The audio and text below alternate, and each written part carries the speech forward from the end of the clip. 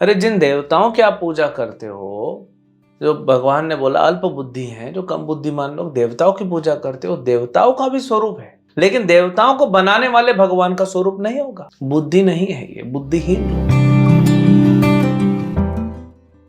हरे कृष्णा।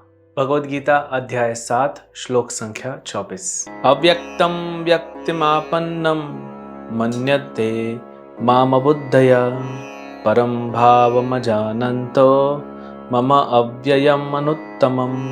बुद्धिहीन मनुष्य मुझको ठीक से न जानने के कारण सोचते हैं कि मैं भगवान कृष्ण पहले निराकार था और अब मैंने इस स्वरूप को धारण किया है। वे अपने अल्प ज्ञान के कारण मेरी अविनाशी तथा सर्वोच्च प्रकृति को नहीं जान पाते। तो भगवान ने, देखिए श्रृंखला चल रही है श्लोकों की, इसीलिए कुछ सेकंड्स में आपको बताना जरूर है कि क्या चल रहा है। तो 4 प्रकार के मनुष्य जो शरण नहीं लेते, 4 प्रकार के मनुष्य जो शरण लेते हैं। उसके बाद ऐसे थे जो अल्प बुद्धि, कम बुद्धिमान लोग, वे भगवान की शरण नहीं लेते, लेकिन पूरी तरह आसुरी नहीं है, बट वो देवताओं के पास जाते हैं।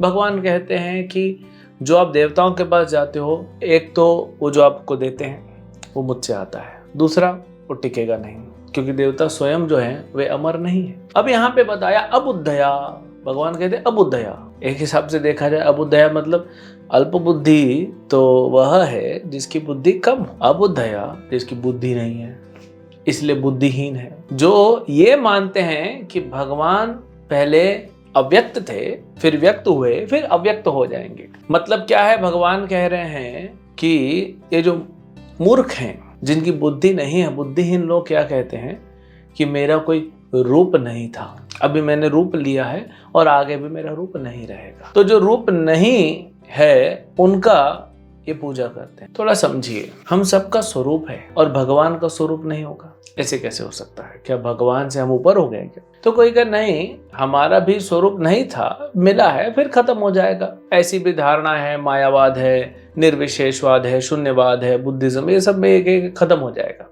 ठीक है, खत्म कौन करता है? माया, है ना।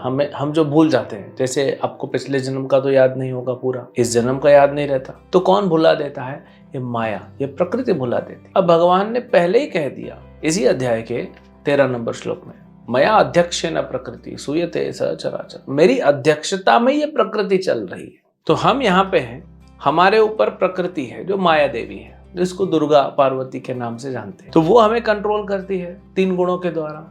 लेकिन भगवान तो उनके भी स्वामी है ना, ये हमने पहले भी स्थापित किया। देवी के भी स्वामी वही हैं, शिव के भी स्वामी वही हैं। भगवान स्वयं कह रहे हैं मया अध्यक्षेन प्रकृति, मेरी अध्यक्षता में ये प्रकृति कार्य कर रही है। तो माया जो है वो कृष्ण को नहीं भुला सकती, माया का कृष्ण पे नहीं कुछ चलेगा, हमारे ऊपर चलेगा, क्योंकि ये सेवा भगवान कृष्ण ने माया देवी को दी है। 4थे अध्याय में भगवद गीता में भगवान कहते हैं इमं विवस्वते योगम, ये जो योग है, जो भक्ति योग भगवद गीता है, अर्जुन मैंने विवस्वान को सुनाया, जो सूर्य के देवता है। कब सुनाया था? 12 करोड़ साल पहले। हमको 12 दिन पहले का याद नहीं होगा, 12 साल पहले का तो भूल जाइए, अब 12 जन्म और 12 करोड़ साल पहले। अर्जुन वही तो पूछता है ये सुनने के बाद कि प्रभु मुझे याद नहीं, आपको याद है, ऐसे कैसे? तो फिर भगवान कहते हैं अर्जुन, क्योंकि तुम बार बार जन्म लेते हो, भूल जाते हो, मैं तो सर्वोच्च स्वामी हूं, काल मेरे अधीन है। काल है, अभी भगवान आगे बताएंगे इसके बारे में कि जो भूतकाल, भविष्य काल और वर्तमान काल, ये हमारे ऊपर लागू होता है, भगवान के ऊपर, क्योंकि भगवान तो काल के भी स्वामी है। काल भगवान का ही प्रतिनिधि है। भगवान स्वयं गीता में कहते हैं कालो अस्मि, मैं ही काल के रूप में कार्य कर रहा हूं। तो भगवान नहीं भूलते, क्यों? क्योंकि भगवान का न जन्म होता है न भगवान की मृत्यु होती है। भगवान का जन्म कैसे माना गया है? जैसे सूर्य होता है, आप देखेंगे सूर्य सवेरे 6 साढ़े 6 बजे सूर्योदय होता है। कहाँ से? पूरब दिशा से। तो क्या पूरब दिशा को सूर्य की माँ कह सकते हैं? नहीं। पश्चिमी दिशा में सूर्यास्त होता है, तो क्या सूर्य की मृत्यु हो गई? नहीं।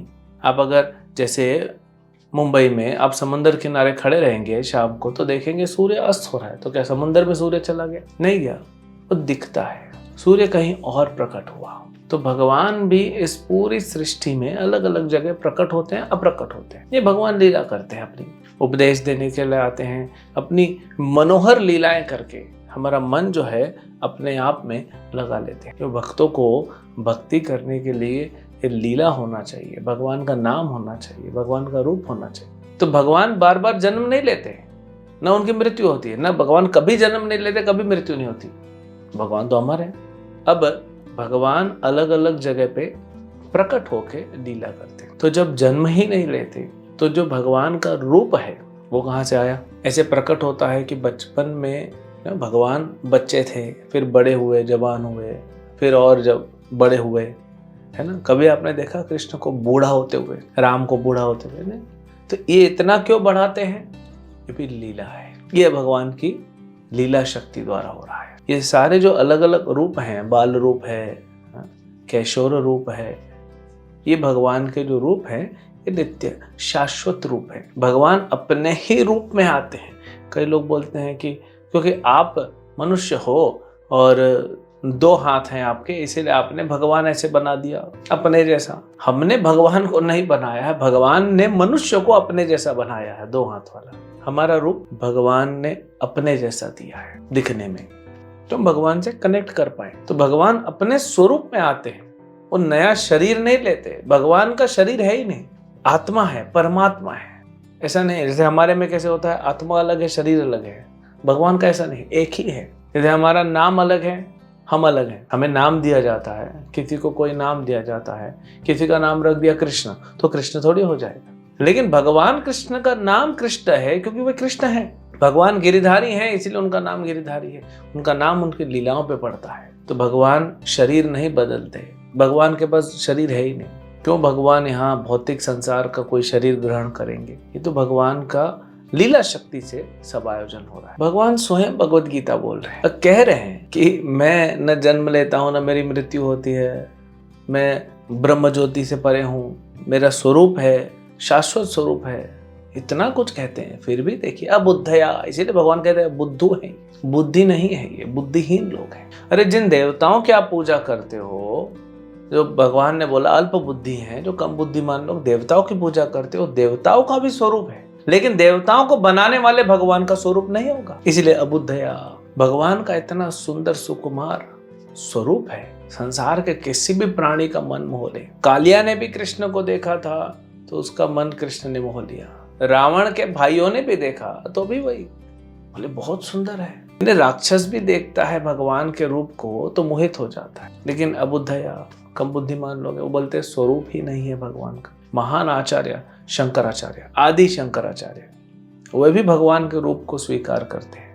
मध्वाचार्य, रामानुजाचार्य, निम्बार्काचार्य, ये बड़े बड़े आचार्य हुए जिन्होंने भगवद गीता से समझ के और भगवान के रूप को स्वीकार किया और शाश्वत स्वरूप को स्वीकार किया। आजकल लोग कहते हैं नहीं, भगवान का कोई स्वरूप नहीं है, कोई रूप नहीं है, भगवान एक ज्योत है, भगवान एक अग्नि है, एक प्रकाश है और उस पर ध्यान करो। करिए, ध्यान तो लगता नहीं है। तो भगवान का रूप है और शाश्वत रूप है और दिव्य रूप है। आगे और भगवान इसके बारे में हमें बताएंगे। हरे कृष्ण।